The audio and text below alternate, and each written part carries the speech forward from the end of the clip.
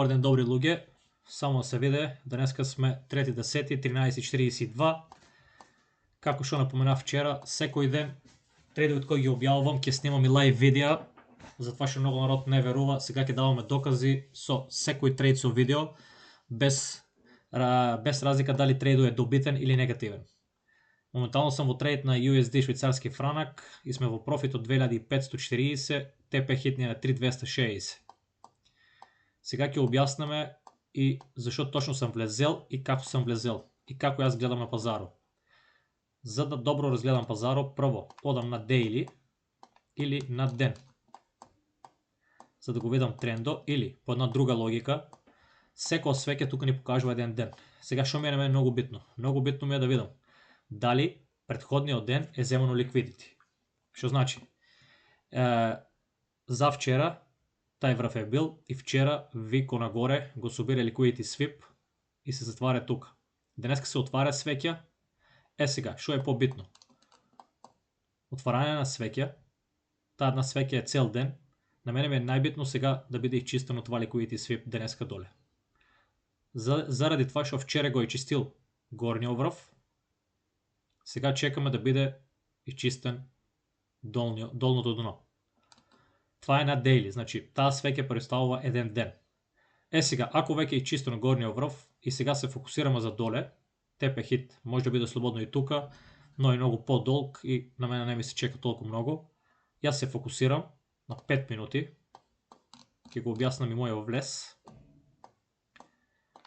На 5 минути имам влезено тука и сега ќе објаснам и зашо имам влезено, за да се навратаме.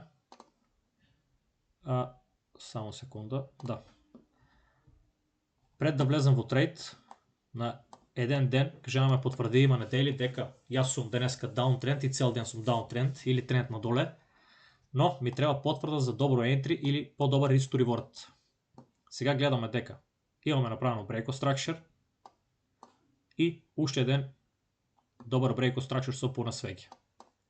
На това ниво тук горе имаме имбаланс, некои го викат fair value gap, јас сум повеќе за имбаланс, цело време го користам това.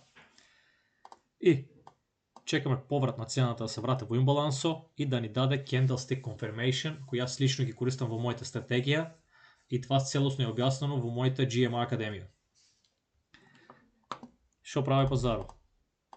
Се враќа и точно тука кажаме треба да има candle confirmation за јас да влезам во трейд. Јас добијах candle confirmation и влезех во трейд точно тука. Сега имаме поставено стоп лос над тај имбаланс, што значи ако имбалансот не задржи, правејќи се мене, во тај случај може да видиме пазарот што прави. Во тај случај пазарот, ајде 15 минути за подобра слика. Значи влезени во трейд тука, одма спуштане доле, но правење корекција, кажи речи до самото entry и повторно се спушта надоле. Сега, зашо ми е ТП хит ставен тука? Затоа што има order flow надоле.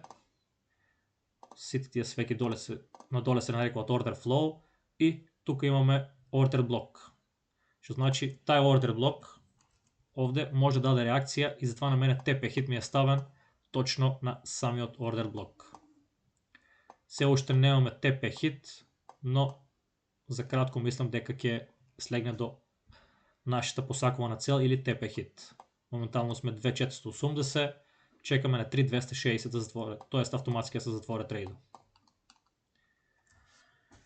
И това го снимам, затоа што многу народ не верува и од вчера ви кажав дека може да ме следате на мојот YouTube канал и секој ден ќе објавувам видеа во кои јас влегувам во трейд, небитно дали е позитивен или негативен. Дали има негативни трейдови? Да, ќе има секаки негативни трейдови. Никој не е 100% сигурен на тај пазар, но со своја стратегија, ако имаш докажано профитабилна стратегија, битно е на крајот месецот да бидеш профитабилен. Остануваме уште малку да почекаме до ТП хит. За секој што сака се занимава сериозно со Форекс, слободно нека ми се обрате на Instagram, Facebook или директно на GMA академијата. Тука сум да помогнам на секој. што е заинтересиран стварно да научи како Форекс функционира и како можеш да бидеш профитабилен на неделно, месечно, па и годишно ниво.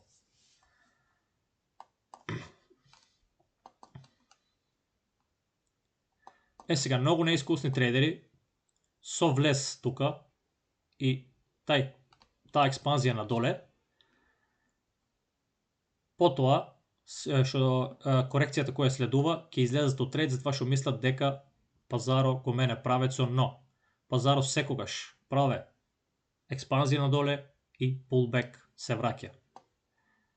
Значи бев влезен тука, до тука имав негде 3100, не ми одри TP хит, го оставих трейдот, се врати дури до, може да кажеме, почетната влезна шема и пак си продолжи надоле.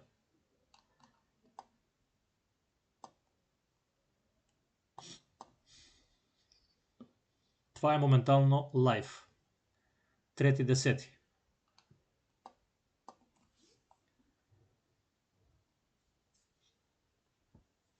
Сега.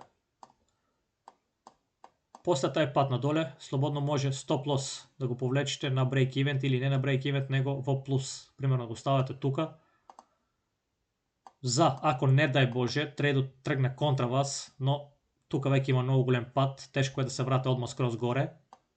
Но ако не сте за компјутерот, слободно може да го повлечете стоп лосово профит и трейдот да го ставате, а вие да не седате цело време на компјутерот.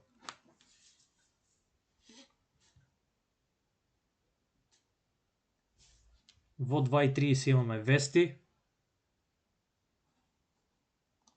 кои се битни. Исто така, водеше евиденција да не влегувате на трейд кога има вести. Јас искрено не тргувам кога има вести, тоест црвени вести, CPI, PPI, FOMC. Јас лично моје искуство на вестите тргуваат само тие што сакат да се коцкат. Затоа што има преголема волатилност. И гледаш, пазаро се спушта, праве корекција, се спушта, но уште немаме TP хит. Сега може да трейдот се затвори и тука, со задоволителен профит и това доста добар, но моје мислење е дека ќе дојде да го тестира тај ордер блок, па да даде реакција нагоре. И да не забораваме зашо се има спуштено до тука и повторно има корекција нагоре, затоа што истото и тука имаме имбаланс. Целата таа зона ни е имбаланс и што може да видиме точно до имбалансо и корекција нагоре. И сега пак сме во имбалансо зона која може да даде реакција нагоре.